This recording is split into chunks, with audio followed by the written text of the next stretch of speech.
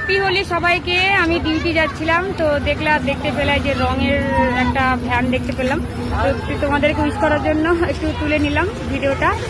আর এই যে এই কালারটা আমার খুব ভালো লাগলো, এই কালারটা নিলাম। আমি লাগাবো কিনা জানি না, মানে নিলাম জাস্ট। তো দিদি বললো রং নিবা আজকে, তো গেলেই মানে রঙের সাইড দিয়ে গেলেই রং নিতে বলবে যে রং নাও, নিচ্ছ না কেন এরকম বলবে।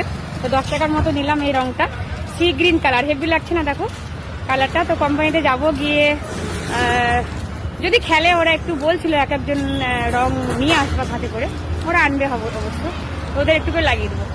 তো চলো আজকে আমার রং খেলা এই পর্যন্তই।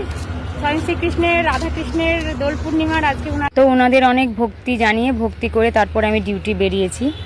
তো আমার রং খেলা এই ব্যাস। আমার অনেক জীবনে রং খেলেছি, আসলে রং খেলার মতন কেউ না থাকলে রং কি আর খেলা যায়।